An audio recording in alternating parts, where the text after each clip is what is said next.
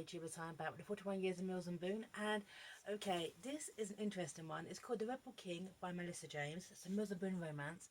Go back to the library. Okay, it's part of a duet. See if we can get this second one. Right. Wedded the king and his convenient bride. Fireman Charlie Costa knows all about duty and saving lives. But when he learns he's a prince he must marry to secure his nation, Charlie rebels. He doesn't want to be king or to marry Princess Jazmine, no matter how beautiful she is. Charlie's rough manners and bad boy charm don't deceive Princess Jazmine for a minute. He might fool others that he's a rebel, but she knows the real Charlie. Kind, generous, and a man who's truly fit to be king. Okay, so it starts off in Australia, and then Charlie Costa, he's actually having one of the worst days. He's out on a shout, and it's a house fire. It's around Christmas time. They save the children, but the mother doesn't make it. And throughout this entire book, he's wrecked with guilt that he couldn't save the mother. It's like his worst day on the job. It's sadly for real firefighters out there. That's a terrible thing to happen. But it seems to kind of like constantly play on his mind, okay, his biggest failure. But whilst he's there, he's captured on a film, okay? And then this is picked up by the media, and he's noticed that he is identical to the long-lost crown prince, who was his grandfather. Right, yes. So he finds out just after Christmas, hey, Happy New Year, that he is the heir to a kingdom. Right. Okay. Right, this bit here. This is when the lawyers are showing up. I call them all to a meeting with his sister, Leah. Okay? Right. Here we are. By Hellenic law, as the last male of the direct line, you are Crown Prince, heir to the throne, and you smiled at Leah, are Her Highness Julia Miranda's Princess Royal of Hellenia. The place is called Hellenia. Your great-grandfather left a massive private fortune to his lost descendants, turning over 500 million euros in land, gold and bank accounts. I think he wanted his son to know he'd forgiven him. Oh yes, because the original ran away to get married, disappeared. Okay, so you find out, okay, you've got 500 million euros in land, gold and bank accounts, and you're a long lost prince and the heir to a throne of this Hellenic country, which I think, I don't know what it's based on, okay? It feels like a bit of like Turkish, a bit of Greek, a bit of Cypriot, all kind of mixed in, which has undergone a civil war, and now they have to come back and be restored to the throne to bring peace to their lands. Yes, absolutely. So they go on, obviously, on a private plane, and they kind of settle back into their roles. And Charlie's grandfather is still alive at this point, okay? And he wants to meet them and basically say, well, you're going to be in charge now, okay? Right. This bit here, okay? Okay, right. Here we are. And then they find out virtually straight away that they need to marry these people. Here you go. Right. Here we go.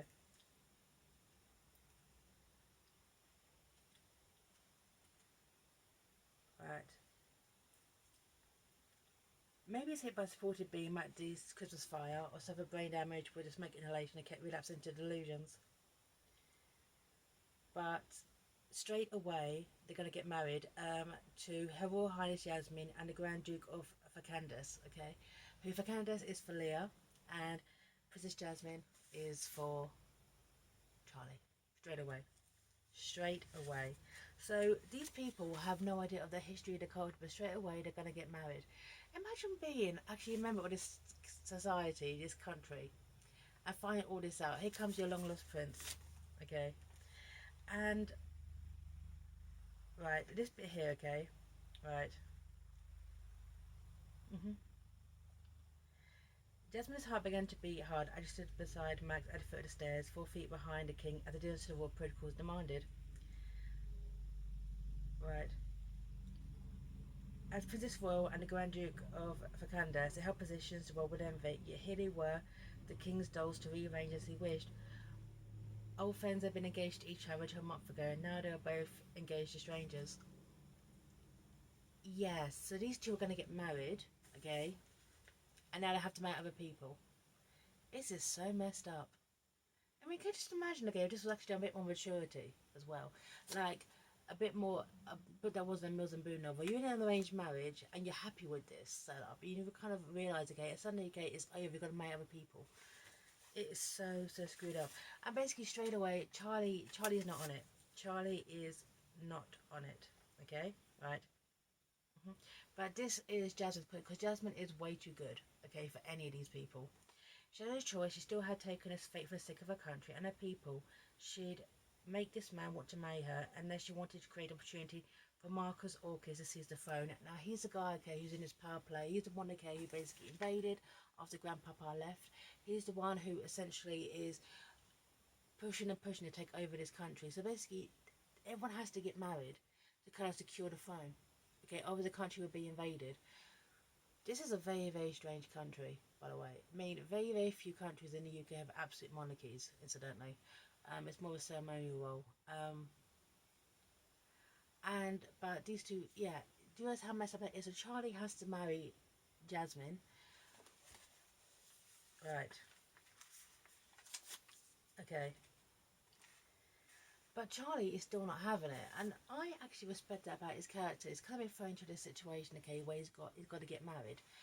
And the fact is that I would have liked a bit more, okay, about the geopolitics of the country and how it worked. But this seems to kind of like be this is a whole book about someone deciding to go to marry a woman who is learning to care for him and is willing. And the sad fact is, okay, that we're in society, not just upper class, okay, well, a lot of members of society, even back in the medieval times, even within the peasantry, if you will, arranged marriages were kind of the norm. Okay, right.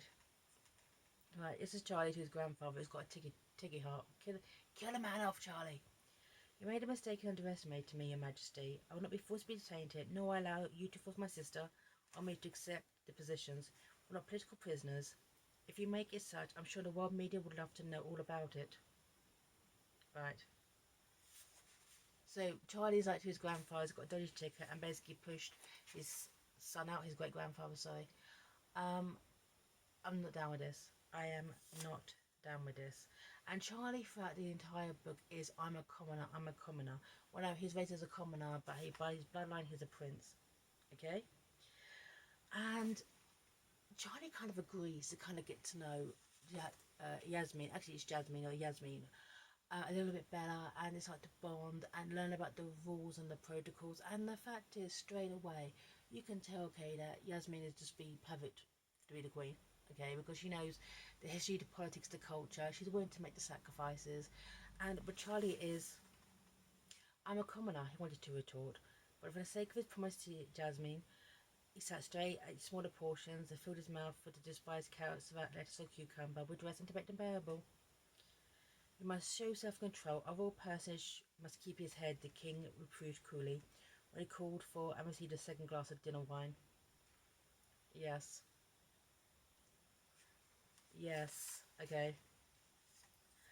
And at the same time, Charlie's best mate shows up, who, because Leah is kind of settled into the fact, okay, that, well, fine, if I have to marry this Duke, then I will marry this Duke. And it's going to be picked up, this is a puppet duet. Then Charlie's best mate shows up, who has always loved Leah, who throughout her life has battled with an eating disorder, which is kind of touched upon. We're not going into any depth, but there's a lot of concern. And actually, I did kind of like that Charlie is very protective of his sister because she battled a lot through her life with this disorder. And I thought it was kind of nicely touched upon the K. Now, no matter what he's doing, he's kind of doing it for her as well. But she keeps to kind of take the role of being a duchess with, well, being a princess with absolutely no problem. It's been here. It is when, okay, you touch on the actual country itself because it's so vague. Each house has a pipe that been burned or blasted away. The street had dark patches on the stone that cried out their memories of suffering. The graveyard had more fresh headstones than the village had people. Widows and orphans were everywhere, and elderly folk made shrines to sons and daughters who just died trying to preserve their way of life, or just died just because they'd been there. Right. But the fact is, then it transpires, okay, that Orcus, who caused all this, who invaded the country, caused all this pain, caused all this misery.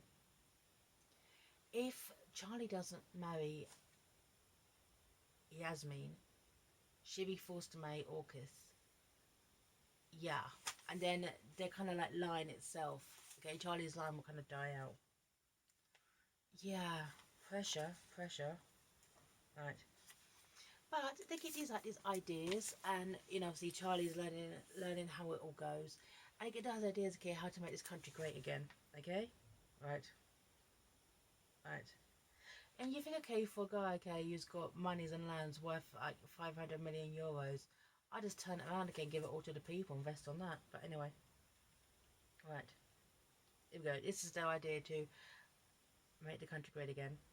If we start with what the nations can afford, site, instigate the scheme in a few nations until they're autonomous on the way to it. The taxes could be restated and used to fund the next few villages, and then build from there. And as for the firefighting, we have resident on tap. I could advise on what to build, what buildings to use, even on classes that's allowed. Right.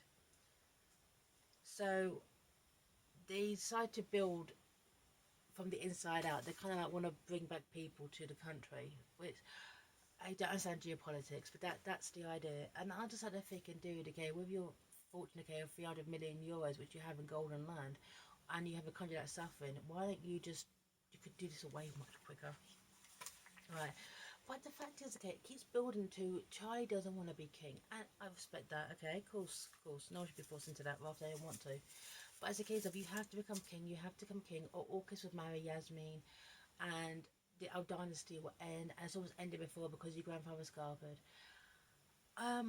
It ends with grandfather having another heart attack, okay, because his heart's about to give out. And the fact is that everything could be avoided in one go, in one single sentence, and this is it.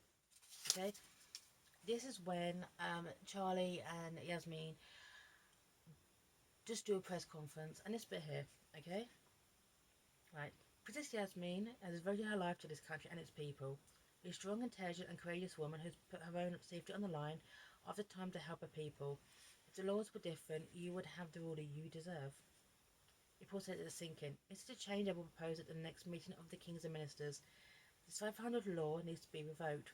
The most direct descendant of the last ruler, be he male or female, should take the throne. I propose that when our strong and excellent King Angelus, also that's the king, passes away or decides to abdicate, Helena should join the rule of the best person they could ever have on the throne, Princess Jazmine. Right.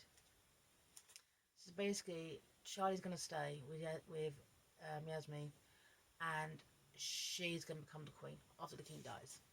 That's the proposal, which could be done in absolutely so easily. The fact is, okay, they drag Charlie and Leah to this world, and now Leah's got the situation of Charlie's best friend in love with Leah, while she's about to marry a duke, and take it from there. That could have been avoided in seconds if they just changed the law, which they couldn't bother to until now, even though the total land was ravaged, and this guy's trying to invade the country and marry. It could have been avoided if they just changed the law to start with, but it took Charlie to stand up on this podium and say, "We need to change the law. Yasmin's going to be queen. I'm going to stay as a prince, okay, like Prince Philip was, and take it from there." But no. So anyway, the Rebel King by Melissa James. I like the concept of it in a way, okay, but it's a whole kind of, what kind of monarchy is this to start with? It's an absolute monarchy that the country's been invaded. It makes zero sense. It's, as a concept, makes zero sense. It's a war-torn world, and at no point other countries didn't get involved in neighbouring countries. It's the kind of thing that other countries get involved in, okay, when the country's invaded, okay, but they didn't. They just left it to their own issue. So, The Rebel King by Melissa James. Just needs to go back to the library. Take care, everyone. 41 years of Mills and Boone.